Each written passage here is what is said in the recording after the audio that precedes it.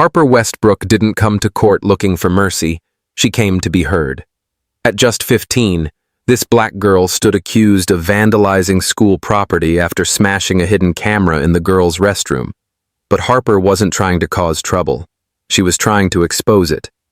The judge dismissed her plea without a second glance, and the courtroom moved on. That is until the FBI walked in with a warrant. So who really deserved to be on trial that day? Tap the like button if you're already hooked, and let's get into this unbelievable story. The courtroom was too quiet for a room that full. Not solemn, not respectful, just waiting. At the defense table sat Harper Westbrook, 15 years old, wrists cuffed like a criminal, elbows pulled inward as if shrinking from every eye in the room. Her school uniform was wrinkled, the collar askew, her shoes scuffed at the toes. But none of that mattered. What people saw first, and what they whispered about the loudest, was the color of her skin.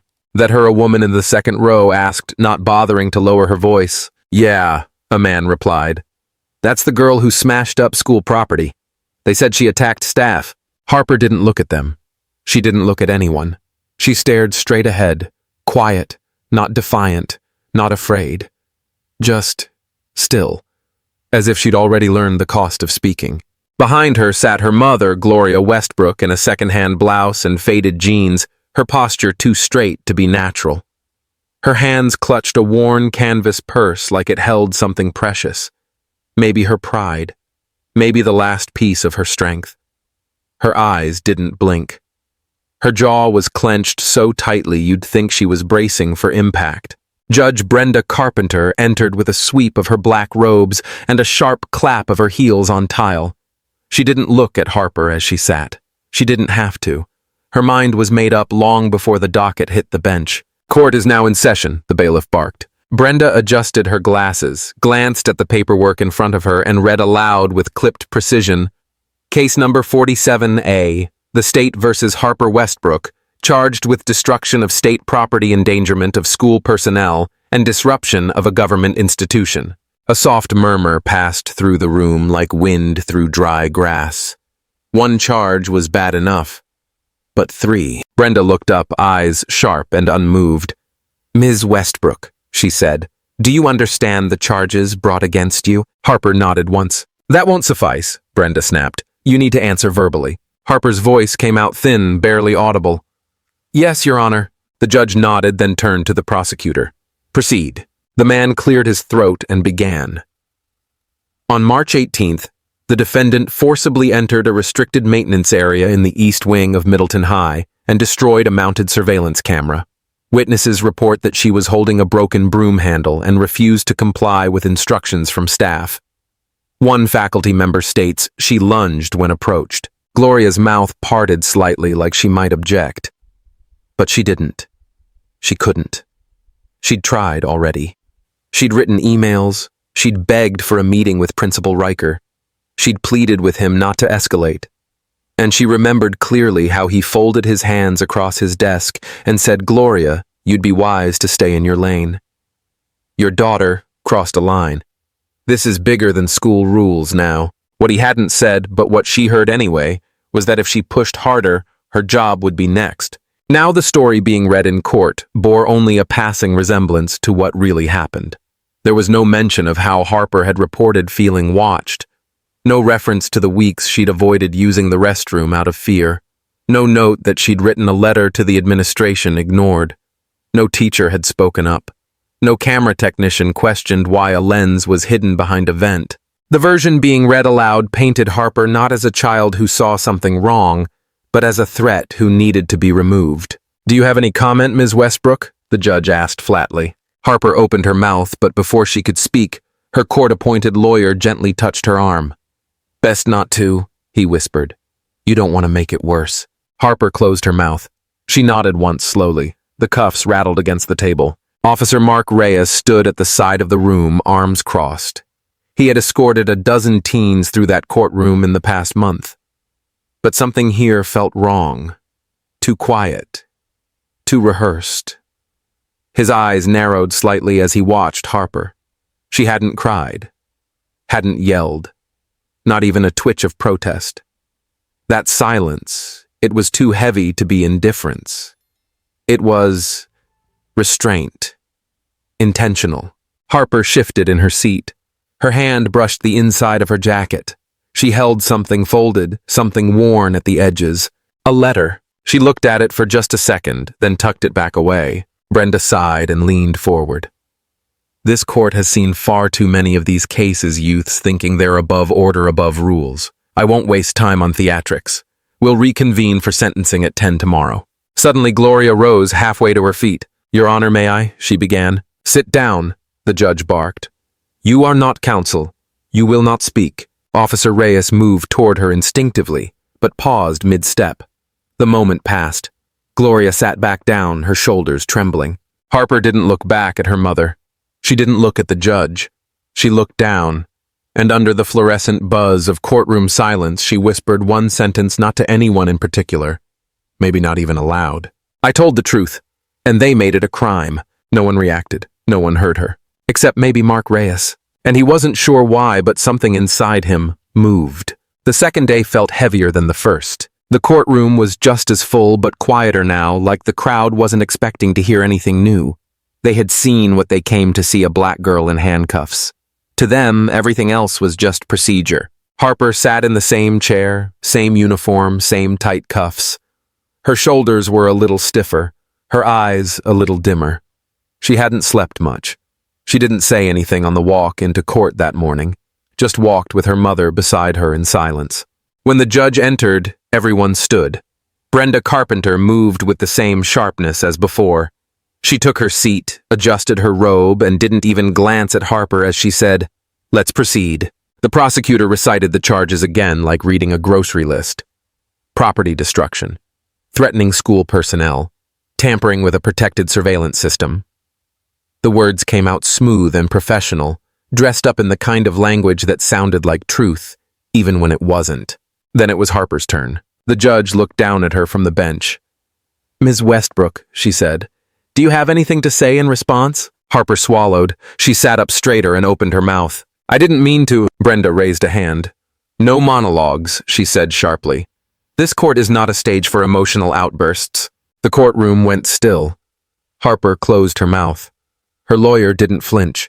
He simply leaned toward the mic and said, "My client submits to the facts as presented and defers to the judgment of the court.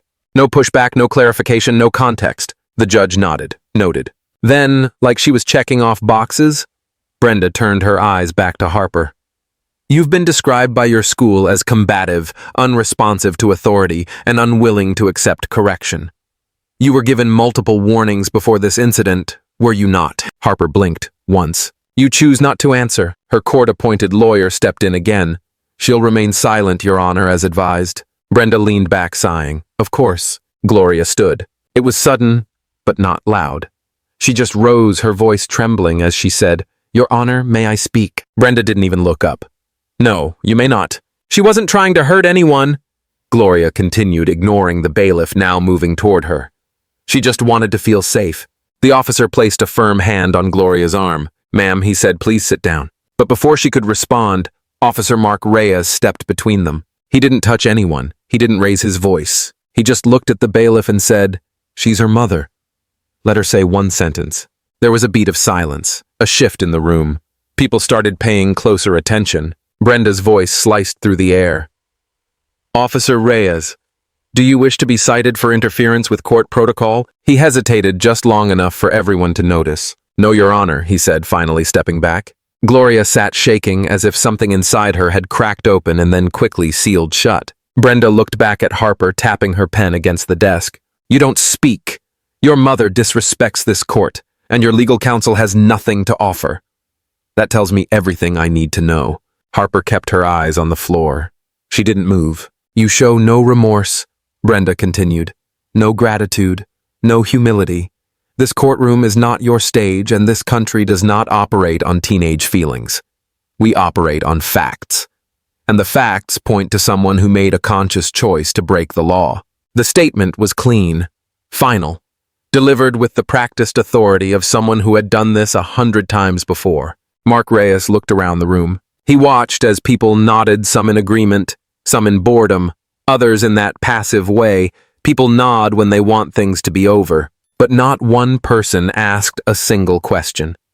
Not about why Harper did what she did, not about the camera, not about the bathroom, not even about the letter the girl still kept folded in her jacket pocket like a secret no one cared to see. Harper slowly turned her head and looked at her mother, then at Rhea's. Her eyes didn't plead, they didn't beg, they just asked, a question no one could hear, but everyone could feel. Isn't anyone going to speak for me? And still silence, because in that room, justice wasn't something you found. It was something you had to fit into, and Harper Westbrook didn't fit. Not in the story the court had already written. Not in the version of events the school had filed. Not in the system that had decided long before today that a 15-year-old black girl with too many questions was just a problem waiting to happen. The judge folded her notes. "We'll reconvene for final determination at noon," she said. The gavel came down. The room stood up. And Harper stayed exactly where she was. Small, silent, alone in a place that claimed to be built for truth. But she already knew what the truth felt like in there. It bounced, then disappeared. Before the courtroom, before the cuffs, before the headlines. It began with a flicker. Harper had just finished washing her hands in the girls' restroom when she noticed it, an odd blinking light above the mirror. Not like the usual overhead fluorescence that buzzed and died every other week. This was different. Smaller, sharper, almost deliberate. She stared at it for a moment, frozen, her breath shallow. And then it blinked again. That night, Harper barely slept. She told herself maybe it was a faulty sensor, a broken fixture. But something about it gnawed at her. A week earlier, one of the freshman girls, Jaslyn, had whispered during lunch, "Don't you ever feel like someone's watching in there?" The others had laughed it off. Nervous laughter. The kind people use when they don't want to believe something could be true. The next day, Harper returned to the restroom and stood beneath the blinking light. She craned her neck. There, tucked inside the vent cover, was something with a tiny red dot. It wasn't just her imagination. It was a camera. She didn't scream. She didn't run. She walked out with her fists clenched and her mind racing. That night, Harper sat at the kitchen table with a spiral notebook and wrote a letter. 3 pages handwritten, addressed to Principal Blake Riker. It was careful, respectful. She explained everything she'd seen. She didn't accuse, she asked for help. No one responded. She waited. 1 day, 2, a week, still nothing. Every day she passed Riker in the hallway, he looked right through her. Her locker was searched. Her phone was taken for a routine audit. Her math teacher suddenly gave her detention for disruptive energy. That's when Harper knew. They were covering it up. She tried again, this time emailing a school board contact she'd heard her mom mention once. No response. In fact, by the following Monday, a notice appeared on her locker. Any further disruption of school security protocols may lead to disciplinary action. And that was it. The switch inside her flipped. The next morning, Harper took her mother's old broomstick, the wooden one Gloria used to clean their porch, and brought it to school hidden in her backpack. She skipped second period and walked straight into the restroom. The red light blinked, watching, and she swung. The broom cracked against the vent with a sharp clang. Another swing. The vent cover bent inward. A final hit, and the camera came tumbling down in pieces onto the tiles. It made a sound like bones breaking. Cold. Final. She stood over it, panting, heart hammering. For the first time in days, she felt real, until the door burst open. A school resource officer rushed in and grabbed her by the shoulders. "You're under arrest for destruction of public property," he barked. No one asked why. No one asked what she saw. Within 2 hours, Harper was processed, booked, and suspended indefinitely. The story hit the local news that evening. 15-year-old destroys school equipment in act of rage. The article included a quote from Principal Riker stating, "We're saddened by this violent behavior, especially from a student we once held promise for." The video footage they showed was grainy, edited just the moment of her swinging. No mention of what she'd reported. No footage of the blinking light. No statement from Harper. Just silence and fear. Because what no one saw on camera was that Harper hadn't done this alone. Not entirely. The week before, one of the janitors, Ms. Patty, had warned her in passing, "Don't stir too much sugar." This place eats the noisy ones. And then she'd looked away fast. There was history here, a quiet history. 2 years ago, a substitute teacher was fired without cause after reporting unusual surveillance equipment in the staff lounge. Another counselor left abruptly after suggesting girls' locker rooms were being recorded. Each time the district said it was a personnel matter. The community moved on. So when Harper acted, it wasn't just rebellion. It was protest. It was warning. But none of that made it into the courtroom. She was labeled a threat to school safety. Not a whistleblower. Not a child seeking help. Just another angry black girl who snapped. Her mother's voice echoed through the memory of that day. If you see something wrong, Harper, don't ever let it sit in your chest. Speak. Harper did more than speak. She acted. And now they were trying to bury her under it. At that very moment in the courtroom, as Judge Brenda Carpenter read through the list of charges with calculated indifference, no one in the room knew what Harper had really broken that day. It wasn't just a camera. It was the silence. And silence, once shattered, has a way of echoing farther than anyone expects. It started with a tremble. Not of fear. Harper had moved past fear days ago, but of urgency. She stood slowly, her hand brushing the inside pocket of her worn school uniform, pulling out a folded, slightly crumpled piece of paper. Her fingers gripped it tightly, knuckles white against the faded blue lines of the page. I wrote this before they said I was a problem, she said, her voice barely rising above the courtroom hush. All eyes turned toward her, but not in curiosity, in irritation. Judge Brenda Carpenter didn't look up. She simply raised her gavel and brought it down once. Then again. Then again. The sound echoed off the polished wood panels like a warning shot. You're not permitted to speak, Ms. Westbrook, Brenda snapped, still not looking her in the eye. Sit down, or I'll hold you in contempt. Harper tried to explain, her voice beginning to crack around the edges. But the judge didn't wait. Bailiff, a heavy-set officer, moved toward her. Not Reyes. A different man. No hesitation in his step, no doubt in his grip. He reached for the paper in her hand and snatched it from her fingers so fast that the edges tore. Gloria stood up instinctively. That's my daughter's. Sit down, ma'am, the judge barked without glancing up. The courtroom held its breath as the officer walked to the trash can in the corner and dropped the letter in like it was a piece of evidence that had already been ruled inadmissible. The sound it made, soft paper against a metal bin, should have meant nothing. But to Harper it sounded louder than the gavel, louder than the accusation, louder than the silence that followed. She just stood there, frozen hands still hovering in midair like the letter might fly back into them. Then she lowered them slowly and whispered to no one in particular, "Nobody ever reads what I write, but it's always true." The words hung there, fragile and raw, before collapsing into the weight of the room. Her mother's gaze met hers from across the aisle. For a brief second, Gloria looked like she might cry. But then she turned her head away, lips tight, eyes blinking fast. She didn't want Harper to see her break. Not today. Not when everything else was already falling apart. Judge Brenda didn't offer a pause, a sigh, or even a look of discomfort. She simply flipped to the next page in her docket and kept reading charges in a flat, measured tone, as if none of Harper mattered. But not everyone in the room moved on. Officer Mark Reyes sat in the corner near the back of the courtroom, arms crossed, but jaw tight. He hadn't moved when the letter was thrown away. He hadn't spoken when Harper was silenced. But now, as the noise returned and papers shuffled and people shifted in their seats, he stood. Quietly, deliberately. No one seemed to notice him as he walked toward the trash bin. The other officer, the one who had tossed the letter, was focused on checking his phone. Judge Carpenter was back to her paperwork. Even Harper, eyes lowered, hadn't looked up. So when Reyes bent down and gently reached into the bin, it was like time paused for a single breath. He pulled the letter out, careful not to crumple it further, and folded it neatly. Then he slipped it inside his jacket pocket.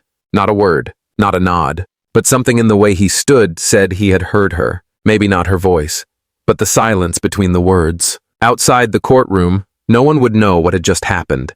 The news reports that night would still say Harper Westbrook had disrupted proceedings. They'd quote Brenda about the increasingly aggressive behavior of young offenders. They'd highlight how Harper had refused to cooperate and attempted to grandstand. No one would mention the letter. The words written in Harper's own hand about what she'd seen, what she'd feared, what she hoped anyone might understand. But Reyes knew. And for the first time, maybe Harper wasn't completely alone. As the courtroom settled back into routine, the audience might have missed the slight shift in the air. But for those paying close attention, those listening not just to what was said, but what was silenced, something had changed. A young girl had tried to speak, and though they tried to tear her voice from her fingers, one person had picked it up. The truth didn't disappear. It had simply moved to a different pocket. The door creaked open halfway through the proceedings, and for a moment no one paid it much mind. But then came the slow, uneven shuffle of old shoes on polished tile, the kind of sound that didn't belong in the rhythm of a courtroom. Heads turned one by one as a thin, older man stepped into view, his shoulders slightly slumped, his coat too big at the sleeves, a cane tapping softly with each step. It was Harold Knox. Most people in the room had to squint to recognize him. Years ago, he'd been one of the district's most respected English teachers. Now he looked like a man trying to carry the weight of time and regret on his back. He didn't walk to the witness stand. He wasn't called. He simply made his way to a seat behind Gloria and sat down with a sigh that sounded like it had waited years to be released. Brenda barely looked up. "This is a closed testimony session," she said curtly. "Sir, unless you're scheduled to testify." "I tried," he said softly, not to the judge, not even to the room, but almost like to himself. "I tried, but not soon enough." Brenda's eyes narrowed. "You'll be removed if you interrupt these proceedings." But Harold didn't raise his voice. He didn't cause a scene. He simply reached into his bag and held up a faded folder. Its edges worn its label marked Harper Westbrook Fall Term. "I gave her a 0, he said, his voice trembling but clear. "On a personal narrative. I said it was too dramatic, that it didn't feel real. I wrote the word paranoid in red ink across the top." The courtroom had gone quiet again, but not like before. This silence was different. It leaned forward, listening. "I thought she was just making things up," he continued. "She wrote about shadows where they shouldn't be, about how she couldn't use the mirror in the girls' bathroom because something felt wrong, about always feeling watched. I chalked it up to adolescence and trauma. I dismissed it." Gloria turned slightly, her eyes beginning to fill with something that was not quite sadness and not quite hope. "But I read it again a few weeks after she was arrested," Harold said, "and I saw it differently. I realized Harper wasn't being imaginative. She was being honest. She was trying to put fear into words. And I didn't listen." Brenda's voice cut in cold and dry. "None of this is relevant to the charges. Mr. Knox, your statement was reviewed and denied. You may leave now." Harold didn't argue. He didn't raise his voice or even flinch. He simply nodded and pulled out a single page, a photocopy of Harper's letter, the one she had given him all those months ago, and held it up for everyone to see. "She also sent a version of this to Officer Reyes. I learned that recently. She asked for help.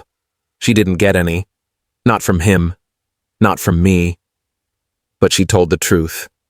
I just didn't see it until it was too late." Reyes stiffened in his chair. He didn't speak. But the way he looked at Harold told its own story. Brenda sighed, tapping her gavel once more for ceremony then authority. "Remove him." 2 officers approached slowly, as if even they weren't entirely sure they wanted to do this. Harold rose before they reached him. He gave a nod to Gloria. Then, just before turning, he looked toward Harper, who had raised her eyes for the first time in what felt like hours. "I was wrong," he said simply, "but not anymore." And then he left, shuffling back through the doors with the same quiet purpose he'd entered with. What lingered wasn't his apology. It was the feeling that someone had finally said aloud what everyone else had tried so hard not to see, that Harper wasn't unstable or violent or attention-seeking. She had been trying desperately to be heard, and someone had finally heard her. The judge's face stayed composed. The prosecution rustled its papers. But the jury, some of them shifted uncomfortably in their seats, a few eyebrows raised in silent reassessment. Gloria sat straighter. Reyes didn't move. And Harper, she didn't smile. But she didn't look away either. The room had never felt so silent. Not even the gavel dared interrupt the air as Harper stood small in frame, but somehow larger than anyone had ever seen her. She took one breath, then another. Her voice didn't shake this time. It cut straight through the courtroom like a sharp wind. "You call me dangerous," she said, eyes locked on Judge Brenda. "I call myself scared." The words weren't loud, but they carried a weight that made everyone look up. Even the stenographer paused, uncertain whether to record or simply listen. I wasn't trying to destroy anything, Harper continued. I was trying to protect people, protect myself. I wrote letters, I reported what I saw, I stayed quiet, I followed rules, I screamed, and no matter what I did, every word bounced back at me like it didn't matter. Brenda leaned back, her fingers curling under her robe, but she said nothing. No interruption this time. Her silence almost screamed louder than anything Harper could say. Harper's hands clenched by her sides. You think I'm here because I hate authority? Her voice rose just a little enough to echo. I wanted help. From adults. From people who are supposed to protect us. But I was met with locked doors and fake smiles. And then you call me the threat. She took a step forward, the chains on her ankles making a soft click that pierced the silence. I broke that camera. Yes. But I didn't break the trust in this room. You did. All of you. The ones who looked away. The ones who called me troubled instead of listening. The ones who were supposed to read what I wrote and never did. Someone in the back coughed. A reporter lowered her pen, visibly shaken. Harper's eyes searched the room, resting briefly on her mother. Gloria sat frozen. Then finally, she nodded. Just once. Not out of shame, but recognition. For the first time Harper saw it, her mother believed her. A soft creak broke the moment. Officer Reyes, who had remained stiff and neutral since the beginning, stood from his post. He glanced at the judge, then turned and walked briskly through the courtroom doors, murmuring into his radio as he moved. Tell more. It's time. Back at the bench, Brenda blinked. Her face remained stone, but her fingers fidgeted ever so slightly with the hem of her sleeve. For the first time since the trial began, she didn't look like a judge, she looked like a woman being judged. Harper didn't wait for a response. She sat down. Her hands were still shaking, but there was no fear in them anymore. She wasn't shouting to be heard. She was stating what had always been true. There was a beat of silence. No one quite knew what to do next. The prosecutor shifted in his seat. The defense attorney stared at his notes as if they'd suddenly turned to dust. And then quietly someone in the gallery whispered, "She's just a kid." But Harper didn't flinch. That was the point. She was just a kid who had done everything right, who had tried to speak in every way a child knows how, and had still ended up in chains. The judge cleared her throat. Her voice, when it finally returned, lacked its usual steel. This court will take a brief recess. No gavel, just words. Harper looked down at her lap. Her fingers brushed against her sleeve where her folded letter had once been. It was gone now, taken, thrown away, maybe retrieved, but it didn't matter anymore. Her voice had already left her mouth, and there was no taking it back. Outside the courtroom, a black SUV pulled up to the courthouse steps. 2 men in suits exited one of them, holding a sealed envelope marked with 3 letters that would soon flip this case on its head, FBI. Inside, Gloria leaned forward and gently reached for her daughter's hand. Harper didn't pull away. She just held on. And in that moment, the courtroom didn't feel cold anymore. It felt like something was finally breaking. Not Harper this time, but the wall that had silenced her all along. They were seconds away from the verdict. Judge Brenda Carpenter straightened her back, the stiffness in her posture returning like armor. Her fingers hovered over the gavel as she glanced at the courtroom one last time. Harper sat still, her face unreadable, while Gloria clutched her daughter's hand. Their silence heavy with everything that had not been said for years. The defense attorney had long since given up, and the prosecutor looked smug, ready to write another win in his book. And then it happened. The doors slammed open with a force that startled the entire courtroom. The sound echoed off the marble walls, ricocheting through every spine and breath. 3 people entered. The first was a tall black woman in a dark federal suit, her expression unreadable, but her presence undeniable. Behind her, 2 agents in navy blue jackets flanked her like shadows. Every head turned. The judge blinked once, twice. The woman stepped forward and announced without hesitation, "My name is Special Agent Lena Moore. I'm with the Federal Bureau of Investigation." A hush swept across the courtroom like a sudden gust of wind. Judge Brenda blinked again, this time slower. "This court is in session," she said. "You have no jurisdiction here." Agent Moore didn't flinch. She reached into her coat and calmly pulled out a sealed folder, raising it high so everyone could see the official seal. Her voice remained steady, firm, and cold. "Judge Brenda Carpenter, you are under arrest for obstruction of justice and suppression of federal evidence." It was as if someone had thrown a grenade into the room, silent at first, then exploding in disbelief. Brenda's face drained of color. Based on what? Moore nodded once. Officer Reyes stepped forward from the gallery, his hands no longer resting by his sides, but now holding a single item wrapped carefully in a protective plastic sleeve. The courtroom leaned in. It was the letter. Harper's letter. Recovered, preserved, and now evidence. Reyes said nothing. He simply walked beside Agent Moore and placed the letter on the bench in front of Brenda. She looked down at it, and for a long moment the only thing that moved was the thin flap of the air conditioner vent. She didn't reach for it. Instead, her voice came out dry. "That girl wrote an emotional outburst. It has no bearing on the case." Moore stared at her, unblinking. "That girl wrote a whistleblower account that was suppressed under your authority. It contains names, dates, observations confirmed by 2 other student complaints, and a sworn affidavit from a faculty member you removed last year."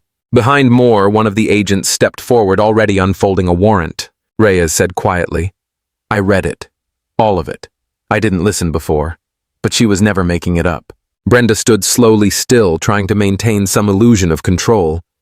"You have no idea what's at stake." Moore leaned in, her voice low and precise. "Actually, Judge, we do. That's why we're here." The gavel never dropped. It stayed on the bench untouched while 2 federal agents gently took Judge Brenda Carpenter by the arms. She didn't fight, but she also didn't look at Harper. Not once. The gallery remained frozen. Even the prosecutor had stopped breathing. For a full 10 seconds, the world held its breath. Then, as Brenda was led out through the very door Lena Moore had entered, something subtle happened. Harper exhaled, just once, softly, but the whole courtroom heard it. She didn't smile. She didn't cry. She just sat there, hands folded, the now empty chain on her wrist, dangling quietly. Gloria leaned in and held her daughter tightly, but Harper's eyes remained forward, focused. Agent Moore turned toward Harper and took a few steps closer. She didn't speak like an officer addressing a defendant. She spoke like a woman who understood. "This girl didn't just survive the system," Moore said loud enough for everyone to hear.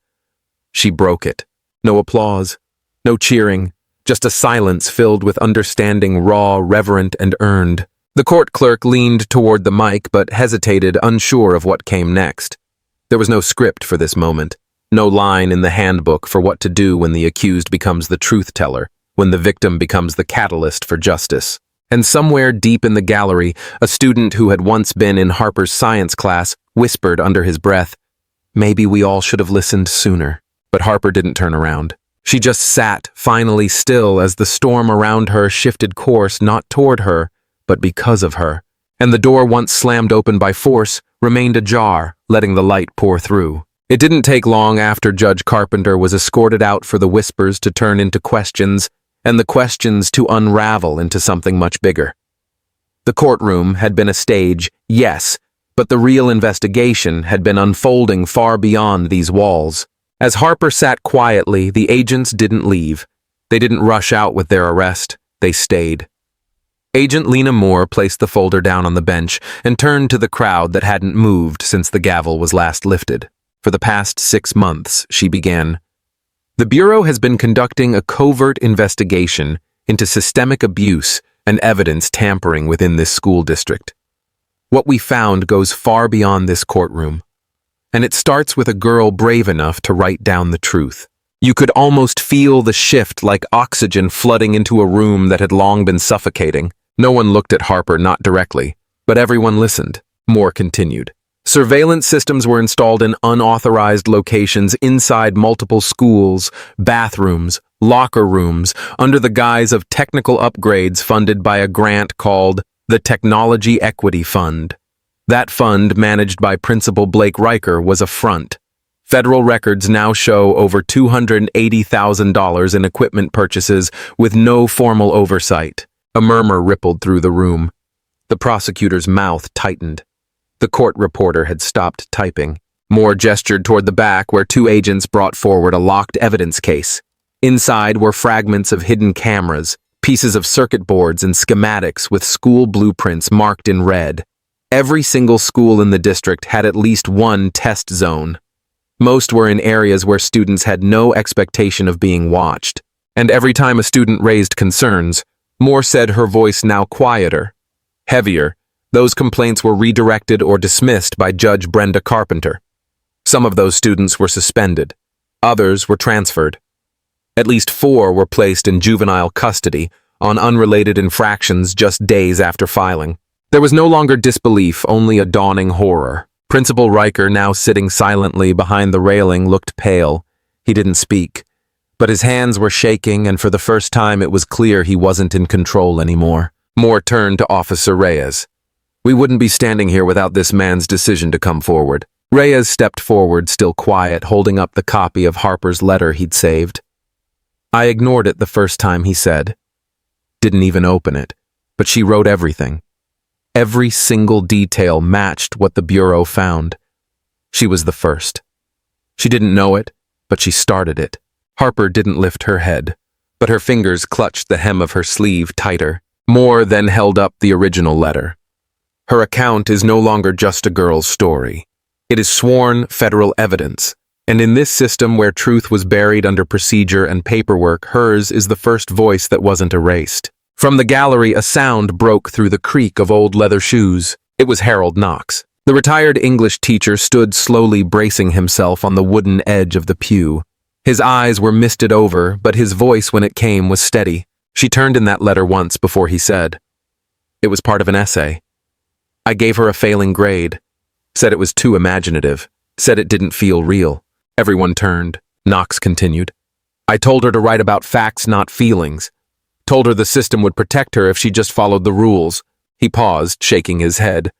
"But the truth was, I didn't want to believe a child could see what the rest of us refused to admit." And then, almost like a confession, he added, "I read that same letter again yesterday. Every word. I was wrong. We all were." He looked toward Harper and gave a small nod. "Finally, she gets to be heard." There was no need for applause, no dramatic music, just the weight of silence that settled over everyone, no longer uncomfortable, but reflective. Moore placed the final sheet back in the folder. "This is no longer a trial of one girl. This is a reckoning." Harper, for the first time, looked up, not with pride, not even relief, just quiet resolve. The kind of look only someone who had been ignored long enough could wear. The kind of look that said, "I didn't scream to be loud. I screamed because I was alone." Now she wasn't. Outside, the press was already gathering. The courthouse doors that once closed behind her in judgment would now open wide, this time not to silence her but to carry her words forward. And this time the world was ready to listen. Brenda Carpenter didn't say a word as the cuffs clicked shut around her wrists. Her robe no longer hung with authority. It just looked heavy now, like something borrowed from a role she was never meant to play. 2 agents stood on either side of her, silent, waiting for the signal. The judge, who once controlled every breath in that room, now had none left to command. As she turned to leave the courtroom that once bent to her gavel, Harper watched her, not with anger, not even triumph, but something quieter. "Do you hear me now?" Harper asked. It wasn't loud. She didn't need it to be. The silence around her gave it weight. Lena Moore stepped forward once again, holding the same letter Harper had written, the one that had been ripped from her hand and tossed into a trash can just hours before. But now it was being read aloud, word for word, as evidence, not defiance. "There's a passage here," Lena said, her voice steady. "I think it deserves to be heard." She didn't ask permission, she just read. "We whisper in hallways because shouting gets us punished. So we write. We write so we don't disappear." The words hung in the air longer than they needed to. People didn't move. They didn't cough or shuffle or glance at their phones. They just stood still, staring, listening, feeling. It was a courtroom, yes, but in that moment it felt like a confession booth, a church, a scar finally being acknowledged out loud. Someone in the second row, an older woman, maybe a school counselor or a local reporter, stood up. Not fast, not dramatic. She just rose to her feet with both hands at her side, eyes on Harper. Then another, a man in a maintenance uniform, Then two students from the back row, their school lanyards still hanging around their necks. And then the ripple became a wave. Within seconds, the entire courtroom was standing. Not for Lena, not even for the FBI, but for a girl who had been told again and again to sit down, to stay quiet, to stop making trouble. But she hadn't. Harper didn't cry. She didn't smile either. She just looked around, stunned but steady, her small frame somehow taller than it had ever seemed before. Officer Reyes remained near the wall, still half in the shadows, but when Harper turned slightly toward him, their eyes met, and for the first time he nodded. Just once. A nod that said, "I hear you now." She didn't nod back. She didn't have to, because this time her silence wasn't being misread. It was being honored. And in a courtroom where her words were once crushed before they ever touched air, it was the act of standing, not shouting, that made the walls finally echo with truth. It had only been 7 days, but it felt like another lifetime. The auditorium of East Glen High was packed tighter than it had ever been for a school play or a graduation ceremony. Not a single seat was empty, and yet the hush that blanketed the room made it feel twice as large. No announcements, no stage lights, just a single podium and a folding chair nearby waiting. Then Harper walked in. She didn't wear anything formal. No podium-ready dress or freshly pressed blazer. Just a soft navy sweater, and her hair tied back the same way she wore it to school most days. But when she stepped onto that stage, there was something about her like the weight of everything she'd been through had made her quieter, not smaller. She held the letter in both hands. The one that had been torn from her fingers, crumpled, thrown away. The one no one had wanted to read. This time they listened. She took a breath and began. "I wrote this before they said I was a problem." Her voice didn't waver. She didn't speed through it or look up for approval.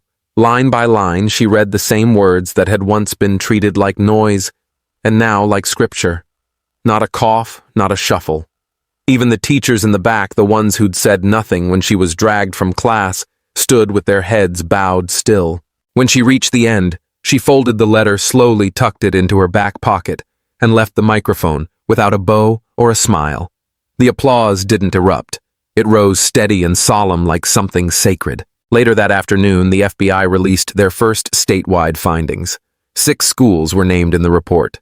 3 principals suspended pending full investigations. New guidelines drafted for classroom surveillance. The headlines ran for days, but none of them carried the same weight as the silence in that auditorium, the silence Harper broke with truth. Mr. Harold Knox, the retired English teacher who had once failed Harper for being too dramatic, was invited on stage. He didn't speak long, just held up a copy of her letter and said, "Next time a kid tells us they're scared, maybe we believe them the first time." He was awarded a medal for courage in education. Officer Reyes stood beside the mayor later that week, receiving a commendation for service beyond the call of duty. When asked why he stepped forward after staying silent so long, he said, "I finally realized I wasn't protecting order. I was protecting silence." But Harper, she didn't return to class. Instead, she started something else. A blog. Just a quiet page with a title that held everything she'd fought for. The voices they tried to silence. It was raw, full of entries from kids, teachers, even parents who had once stayed quiet. She didn't edit them. She didn't reply. She just let them exist. Finally. One night in a small closing post, Harper wrote something new, just a single sentence. "They tried to silence me with a courtroom. I answered with a letter, and that was it. No banners, no viral speeches. Just a girl who had been dragged into a system that tried to erase her and who left behind a page no one could delete. Because the truth is, some stories don't echo loudly at first. They begin as whispers passed hand to hand, heart to heart. But when the right person listens, really listens, those whispers don't just stay alive. They save. If this story moved you even just a little, take a moment to sit with it. Because Harper's voice wasn't just a cry for help. It was a reminder that even the quietest truth can crack open the loudest lie. That sometimes justice doesn't arrive with noise, it arrives with courage. With a single letter no one wanted to read, until it was too powerful to ignore. At Mr. Mac's Stories, we tell these stories because they matter. Because someone somewhere still believes no one will listen. But you just did. If this meant something to you, please hit like, share it with someone who needs to hear it, And subscribe to Mr. Mac's Stories for more powerful human stories like this one. Your support is what fuels us not just to create, but to honor the truth, however quietly it begins. Because at Mr. Mac's Stories, we don't just tell stories, we make sure they're never forgotten.